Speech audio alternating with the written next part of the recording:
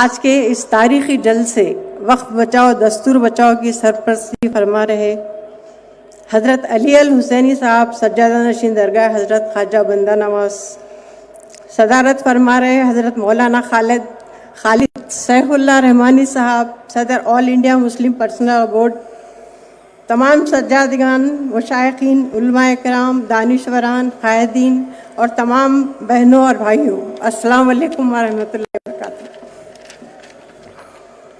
شہر گلبرگہ اور دور دراز سے اس عظیم الشان احتجاجی جلسے عام میں جوش و خروش کے تشریف لائے میرے عزیز بھائیوں اور بہنوں، مجھے یقین ہے کہ آپ کا یہ ولولہ، آپ کا یہ جوش، آپ کی یہ بیداری دشمنان ملت کے ایوانوں میں زلزلہ برپا کر رہی ہے۔ ابھی آپ نے میرے پیش رو مقررین کے بصیرت افروز خیالات سماعت فرمائے۔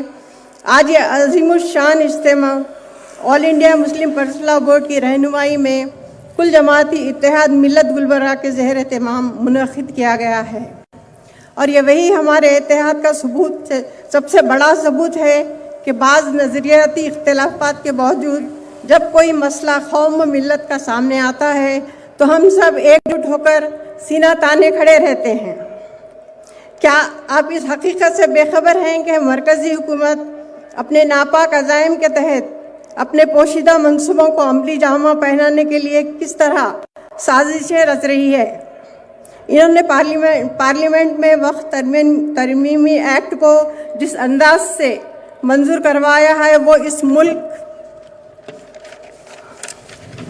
کی سب سے بڑی اقلیتی یعنی مسلمانوں کے تئیں ان کی صدیوں پرانی عداوت اور دشمنی کا واضح ثبوت ہے۔ میں آپ کو بتانا چاہتی ہوں، یہ بل صرف ایک قانون نہیں، یہ ہماری مذہبی پہچان پر ایک کاری ضرب ہے۔ یہ ہماری دینی خود مختاری پر ایک سنگین حملہ ہے۔ یہ ہمارے آئینی حقوق کی واضح خلاف ورزی ہے۔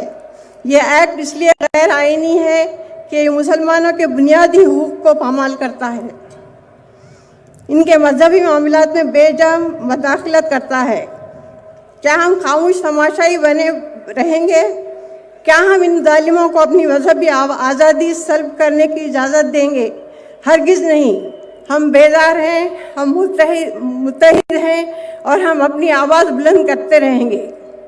یہ احتجاج، یہ اجتماع اس عزم کا اعلان ہے کہ ہم کسی بھی قیمت پر اپنے مذہبی حقوق پر آنچ نہیں آنے دیں گے۔ ہم اپنی شریعت کا تحفظ کریں گے، ہم اپنے اوقاف کی حفاظت کریں گے اور کسی بھی باطل قوت کے سامنے سر تسلیم خم نہیں کریں گے۔ آئیے آج ہم عہد کریں کہ ہم متحد رہیں گے اور اس وقت تک اس غیر آئینی بل کے خلاف اپنی آواز بلند کرتے رہیں گے جب تک حکومت اس کو واپس نہ لے۔ میں ایک شعر کے ساتھ اپنی تقریر ختم کرتی ہوں۔ یہ لشکر بھی تمہارا ہے، سردار بھی تمہارا، یہ لشکر بھی تمہارا ہے، سردار بھی تمہارا، تم جھوٹ کو سچ لکھ دو، اخبار بھی تمہارا ہے۔ یہ خون مظلوم اور نہیں بہنے والا، غموں کا دور اور نہیں چلنے والا، ان اندھیروں کو جگر چیر کے نور آئے گا، تو ہے اگر فرعون تو موسیٰ بھی ضرور آئے گا۔ شکریہ۔